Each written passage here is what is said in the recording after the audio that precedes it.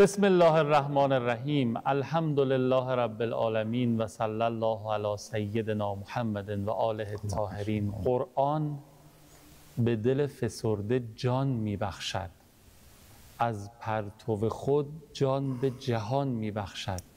این معجزه رسول پاک مدنی است، حقا که حیات جاودان میبخشد. سلام علیکم خانم ها، آقایان محترم، هم نفس یاد خدا الهی که خوب باشین، سلامت و تندرست باشین. خیلی خیلی خوش آمدید به برنامه خودتون یاد خدا که هم یاد خدا درش جریان داره، هم یاد کتاب خدا قرآن کریم، هم یاد معصومه خدا خانم فاطمه معصومه سلام الله علیها، به جهت تشرفمون محضرشون که انشاءالله خیلی زود شما از نزدیک مشرف بشید و جزء زائران با معرفتشون باشید به برکت صلوات بر محمد و آل محمد. اللهم صل علی محمد و آل محمد و عجل فرجهم. خیلی ممنونم که وقت میذارید تا پایان این یاد خدا رو که همراه هست با کارشناسی استاد محمدی شاهرودی عزیز رو همراهی اللهم صل علی محمد و آل محمد و عجل فرجهم. سلام علیکم و رحمت الله استاد محمدی شاهرودی عزیز. خوشحالم از زیارت مجددتون. خوشحالم. سلام علیکم و رحمت الله. ممنون، متشکرم و خوشحالم که در خدمت شما و دوستان محبتشون است. اعوذ بالله من الشیطان الرجیم. بسم الله الرحمن الرحیم. الحمد لله رب العالمین و صلی الله علی سیدنا محمد و آله الطاهرین. عرض سلام و ارادت دارم محضر دوستان عزیز بیننده و آرزوی سلامتی، طول عمر، توفیقات روزافزون، آرزوی قبولی طاعات، عبادات و تلاشایی که در جهت تفقه در دین انجام میدن. ان شاء الله خدا همه را قبول کنه. خدا متعال شاکرم که توفیق نصیب شد خدمت شما باشیم. ان شاء الله که خدمتگزاری هم مفید باشه، هم مورد قبول حق تعالی باشه. ما استاد علیه السلام می‌فرماید که اذا اراد الله بعبد خیرا فقهه فی الدین. وقتی خدا متعال بنده دوست داره میخواد خیری بهش برسونه، او رو در دین آگاه میکنه. اگر چنین برنامه‌هایی رو دیدیم و گامی در جهت تفقه در دین برداشتیم، شکر خدا رو به جای بیاریم، چون خدا خواسته که خیری ما برسونه. اذا اراد الله بعبد خیرا فقهه فی الدین، او رو در دین آگاه میکنه. ان شاء الله که حاصل گفتگو ما با دوستان گامی در جهت تفقه در دین باشه ان شاء الله. الهی آمین ان شاء الله. خیلی ممنونم استاد. همونطور که در جریان هستید ما چند جلسه‌ای که خدمت استاد داریم شبهات قرآنی رو مطرح می‌کنیم. البته ما مطرح نمی‌کنیم، مطرح کردن می‌تونیم بازگو می‌کنیم که پاسخش رو دریافت بکنیم. اگه اجازه بدید شروع کنیم. یکی از مسائلی که مطرح می‌کنن اینه که میگن آقا مگه ما در قرآن کریم نداریم که لا اکراه فی الدین، در دین اجباری نیست؟ چرا شما این همه چیز رو به ما اجبار می‌کنید؟ بالاخره از الگوی قرآنی مگه نباید تبعیت کرد؟ حالا اب نداره، مثلا یه چیزایی یه سری فرائض رو میگید واجبه، مثلا نماز واجبه، اب نداره، نماز رو میخونیم واجب، ولی دیگه یه موضوعی مثل حجاب رو چرا به ما اجبار میکنید مثلا؟ بله. اول ببینیم که معنای لا اکراه فی الدین چیه؟ آیا این خبره یا انشاست؟ شبهه که مطرح شد انشا معنا کرده که شما اکراه نکنید، در حالی که حقیقتا معنای آیه خبره. یه ذره واضح تر توضیح بدید. خبر یعنی این که دین اکراه بردار نیست. نمیگه اکراه نکنید، میگه نمیتونید، چون دین یه امر قلبیه. امر قلبی که با زور درست نمیشه که چیزی به اعتقاد نداره شما میتونید مجبورش کنید. کسی دوست نداره میگه اینقدر میزنمت که دوستم داشته باشی، نمیشه، میتونه عوض کنه؟ خیر، بیشتر متنفر میشه ازش. همینطور. کسی که چیزی باور نداره، دین باوره دیگه، همینطوره. ببین که میکشیمت اگه باور نداشته باشی. ممکن است ترس بگی باشه بله من باور دارم، گالی رو داشتن محاکمش میکردن، همین کلیسا که این حرفا رو مطرح میکنن حاکم بودن داشتن محاکمش میکردن که تو چرا گفتی زمین گرده. دید راستی میخوام بسوزنش زنده. از ترس گفت نه خیر من اشتباه کردم، کی گفته زمین گرده؟ زمین مسطحه.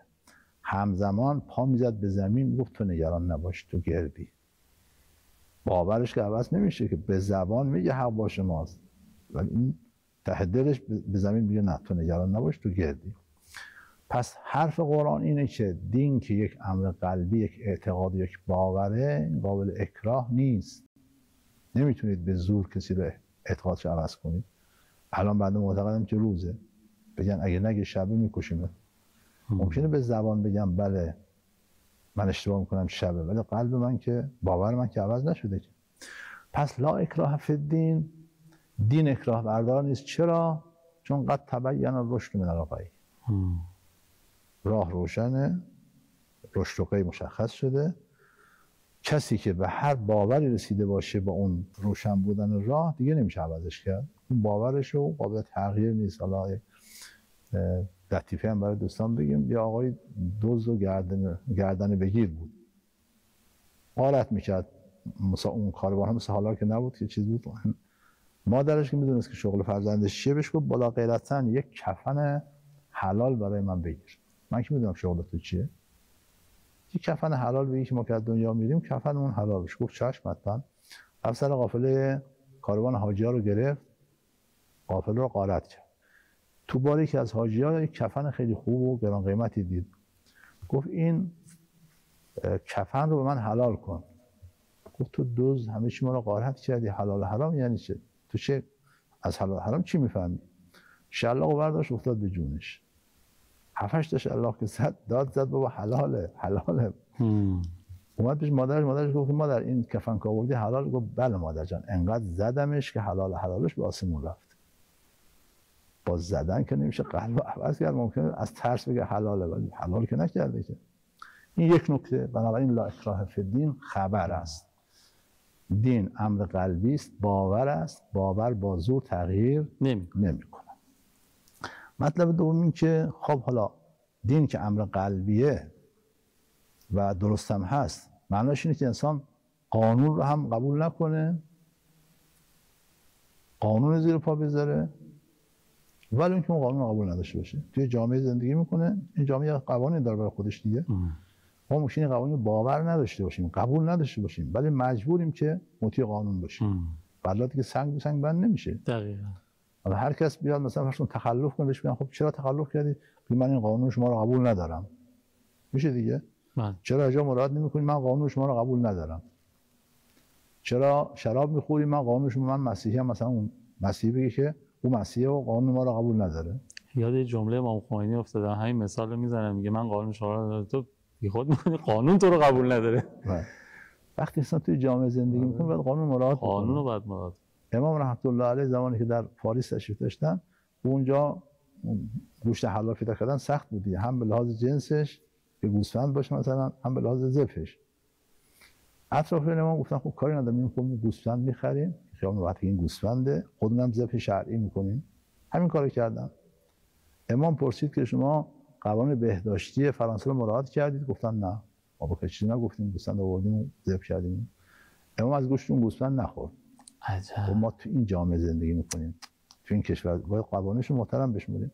حالا که تو جامعه اسلامی زندگی میکنه، قانون اساسی ما بر اساس اسلام نوشته و حجاب از قوانین اسلام، از بدیهیات اسلامه. میگم قانون شما رو قبول ندارم. حجاب اجباری، بله قانون اجباره. هیچ قانونی نیست که اجبار نباشه. همین که اسم قانون اومد میان میشه اجبار. لا اکراه فی الدین ربطی به قانون شکنی نداره. تمدن اقتضا میکنه که انسان در هر جامعه‌ای باشه قانون اون جامعه رو محترم بشمره. حجاب هم از قوانین اسلامه.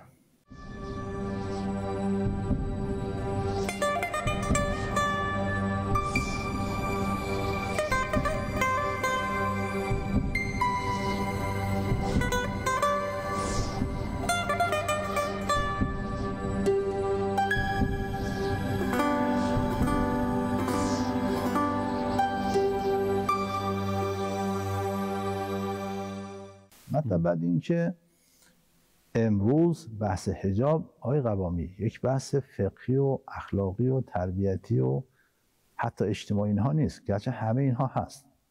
هم بحث فقهیه که حرام بی‌حجابی، هم اخلاقی و تربیتیه، واقعا بی‌حجابی ضربه میزنه به تربیت جامعه، هم بحث اجتماعی، خانواده ها رو متلاشی میکنه، آثار سوء اجتماعی. اما امروز بی‌حجابی و برهنگی یک مسئله سیاسی امنیتی براندازیه.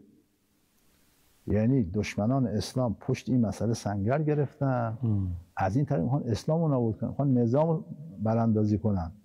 بس این که حالا یه خانم مثلا 4 تا مش بیرون باشه یا نباشه نیست.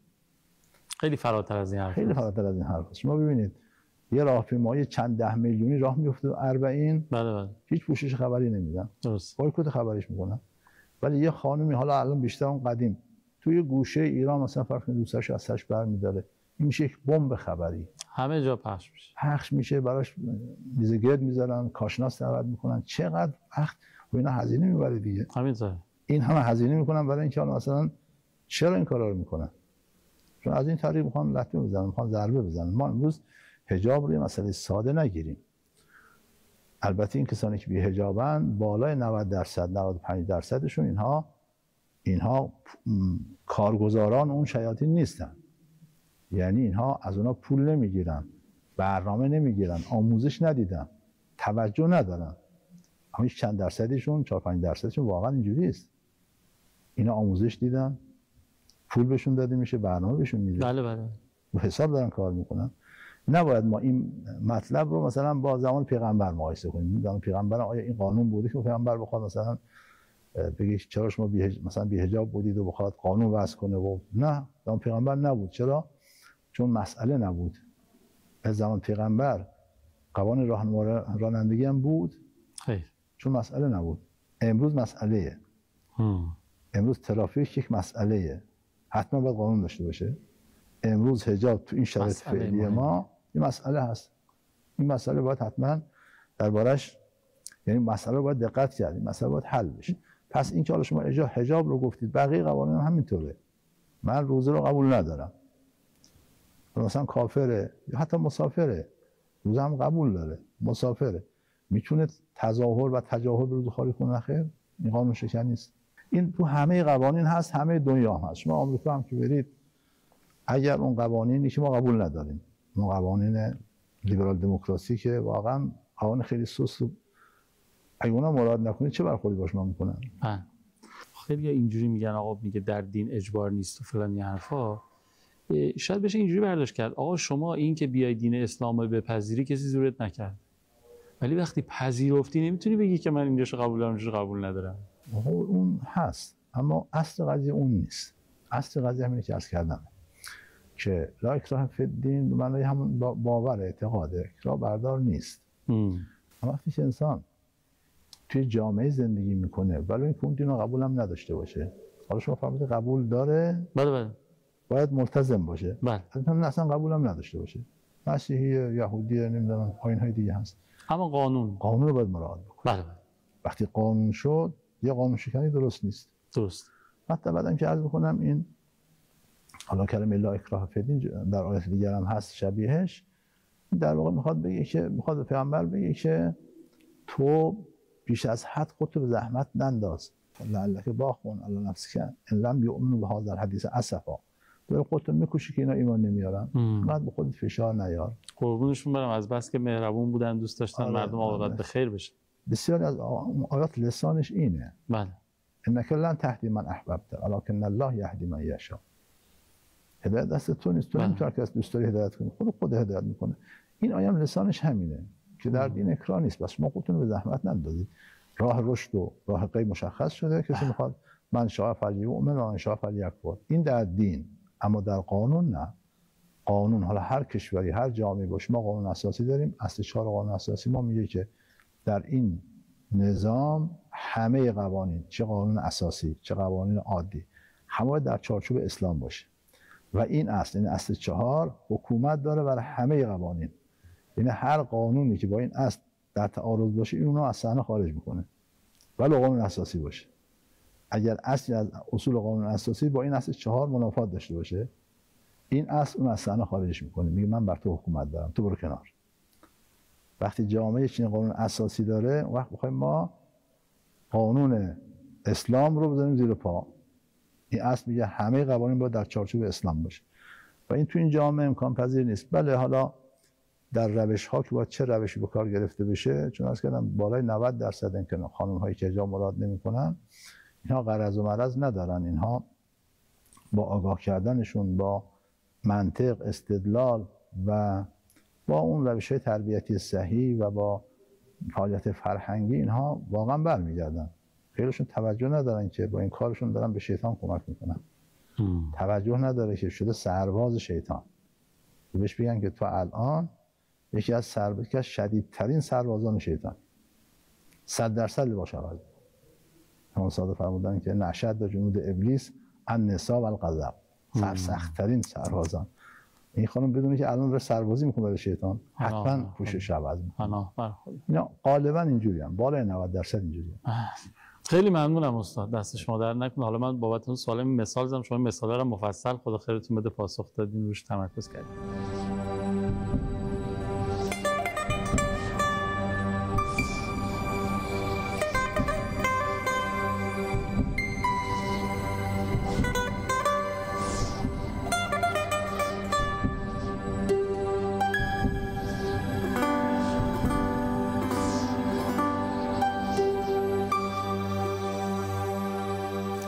یه شبهه دیگری که مطرح می‌کنن اینه که میگن ما در قرآن داریم الله ولی الذین آمنوا یخرجهم من الظلمات الی النور والذین کفروا اولیاءهم الطاغوت یخرجونهم من النور الی الظلمات.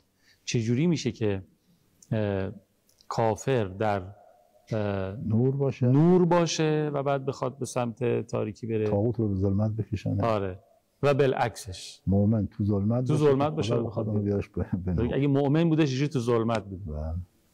عرض کنم که اون کافری که الان تو ظلمت، نور فطرتش در وجودش هست. فطرتاً موحده، فطرتاً خداخواهه، فطرتش نورانی است. فطرت الله التي فطر الناس علیها فاقم وجهک للدین حنیفا فطرت الله التي فطر الناس علیها لا تبدیل لخلق الله ذلک الدین القیم. کل مولود یولد علی الفطرة پیامبر فرموده. همه انسان ها فطرتاً نورانی هستند، فطرتاً بر فطرت توحید سرشته شدن و آفریده شدن. طاغوت چیکار میکنه؟ اینو از این نور فطرت الهیش خارجش میکنه، میبرش به ظلمت بیدینی. یعنی حتی این نور فطرت رو هم خاموش میکنه. طاغوت این کارو میکنه. عجب. مؤمن گرچه نور فطرت رو داره، اما به لحاظ ایمانی که باید بهش برسه در ظلمت دیگه. اون نور فطرت رو داره نسبت به اونجایی که باید برسه در ظلمت. خدا اینو از این ظلمت عدم اون نور که ایمان باشه خارجش میکنه، میبرش تو اونجا. از اونجا هم باز میبرش بالاتر، یعنی ارتقای درجه بهش مرتب. که مثلا که یهدی من یشاء و یضل من یشاء، یهدی من یشاء معنیش اینه که مؤمن مرتب در حال هی رشده. پله اول بود، خداوند باز هدایت بعدی بهش میده. پله دوم رفت، باز همینطور میبرش بالا. و کافر رو دیگه پله های بعدی بهش نمیده، یعنی که خدا آدرس عوضی بده، خدا آدرس غلط نمیده. پس معنای این شد که کافر که در نور فطرتش هست، در نور توحید فطریش هست، به وسیله طاغوت از اون نور خارج میشه، به ظلمت الهی وارد میشه. مؤمن که در ظلمت اون دینی که من از خدا بهش اونجا برسونه، در ظلمت اون ایمانی که الان نداره، الان در ظلمت ایمانی است که الان نداره، بعد خدا از این ظلمت رو خارج میکنه، تو اون نور ایمان واردش میکنه. اونجا هم متوقف نمیشه، پله پله میره تا جایی که شایستگی داشته باشه و ایمان اجازه بده. این معنای این آیه هست که حالا آیه الکرسی بود و آیه بعد از آیه الکرسی بود. بله معناش هم بود که عرض کردم. خیلی ممنونم. خب ما یه 2-3 دقیقه هم فرصت داریم. این تفاوت مصحف حضرت زهرا و امیرالمومنین با مصحف قرآن کریم هم اگه ممکنه، شبهه‌ای که مطرح می‌کنن میگن اینا یه قرآن دیگه‌ای دارن غیر از این چیزی که هست مصحف حضرت زهرا و امیرالمومنین. اینم اگر ممکنه اینم اون صحیفه فاطمی اصلا نه قرآن، هیچ. اون صحیفه فاطمی فقط یک از کنم که اطلاعاتی است که جبرئیل بعد از رحلت پیامبر حضرت زهرا نازل میشد، اون اطلاعات رو حضرت زهرا میگفت، حضرت زهرا هم املا میکرد، امیرالمومنین مینوشت. کلش هم اخبار سیاسی، اخبار آینده. هیچ ربطی به فقه هم نداره. فقه اون جامعه علوی است که خود مال امیرالمومنین هست. پس این کتاب یک کتاب سیاسی و کتاب خبرهای آینده هست. فرزندان چین خواهند شد، پیامبر الان در بهشت چه حالی داره، اینا رو جبرئیل خبر می آورد از زهرا می این شده صحیفه فاطمی. هیچ ربطی به قرآن نداره، نه ارتباطی به قرآن نداره. اما اون مصحف علوی چرا؟ حضرت یک جامع علوی داره که اون کتاب فقه، یک مصحف علوی داره که اون مصحف قرآنه، اما اون قرآن با این قرآن هیچ فرقی نداره، یک کلمه کم و زیاد نیست، همینه، عین همین قرآنه. تفاوتش اینه که اون قرآن به ترتیب نزول جمع شده. ترتیب چینش متفاوت. چینشش اول سوره علق، همینطور به ترتیب نزول. ترتیب نزول هم در فهم قرآن هم کمک میکنه. از بعضی از مفسرین که میخوان قرآن تفسیر کنن به اون ترتیب نزول مراجعه میکنن. درست. حتی دیدم که بعضی از چون هست تو روایت ما داریم که ترتیب نزول چی بوده، ما داریم الان از ابن عباس اینکه سوره ها به چه ترتیبی نازل شده وجود داره. درست. خب اون به ترتیب نزول بود. مطلب دوم این که اون چیزی باعث شد که اینها قبول نکنند و زیر بار نرند، چون حضرت این کتاب رو جمع کرد، قرآن رو جمع کرد، فرمود من 6 ماه که عبا به دوش ننداختم مگر برای نماز، همه وقتم رو صرف جمع این قرآن کردم. این قرآنی که بر پیغمبر شما نازل شد من آوردم. وقتی اون حاشیه‌هاشو که دیدن، همه سیاستاشون به هم میریزه، گفتن که ما خودمون قرآن داریم، به قرآن شما حاجت نداریم. حضرت فرمود دیگه این قرآن نخواهید دید. پس اون حواشیش که تفسیر و تعویل و شأن نزول و سبب نزول این چیزها بود، اونها خیلی کمک میکنه به اینکه حقایق قرآن کاملا روشن بشه. مطلب دیگه این که از کردم قرائتش عین قرائت پیغمبره، برخلاف این قرائتی که ما میخونیم با واسطه‌های سه چهارگانه به ما رسیده، اون قرائت عین قرائت پیغمبر بود. و نکته بعدم که از کردم متنش و محتواش فرقی با این قرآن موجود نداره. کجاست الان؟ نزد امام زمان. نزد امام زمان. و بعد کتابا همه صحیفه فاطمی، جامع علوی، جفر، همه اینها نزد امام موجود. خیلی ممنونم استاد، دست شما درد نکنه. من چون مباحثمون تو این 3 جلسه که خدمت شما بودیم درباره شبهات قرآن بود، یه چند جمله رو از گوته دیدم، اینو من بخونم بعد شما دعا کنین و خداحافظی کنیم. گوته میدونین شاعر، نویسنده و ادیب مشهور آلمانی است.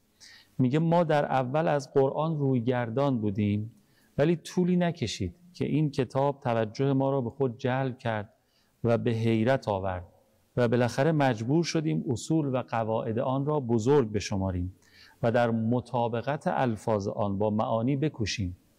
مرام و مقاصد این کتاب بی اندازه قوی، محکم و مبانی آن بلند و از این نظر ما را به اهمیت و علو مقام خود بیشتر جذب می کند. با این وصف به زودی بزرگترین تأثیر خود را در تمام جهان نموده، نتیجه مهمی از خود به جا خواهد گذاشت و باز میگوید عنقریب است که این کتاب توصیف ناپذیر قرآن عالم را به خود جلب نموده، تأثیر عمیقی در دانش جهان نهد و به نتیجه جهان مدار گردد. خدا کنه ما باشیم اون روز رو ببینیم. بسم الله. رب صلی الله علی محمد و آل محمد. خدای به حق قرآن و عدلش اهل بیت علیهم السلام ما ها رو در دنیا آخر لحظه از قرآن و اطاعت جدا نفرما. ما ها رو با قرآن و اطاعت مشهور بفرما. قرآن و اطاعت رو شفیع ما مقرر بفرما. و صلی الله علی سیدنا محمد و آله الطاهرین. اللهم صل علی محمد و آل محمد و عجل فرجهم. خیلی ممنونم استاد، زحمت کشید. التماس دعا مراقب خوبیاتون باشین. یا حق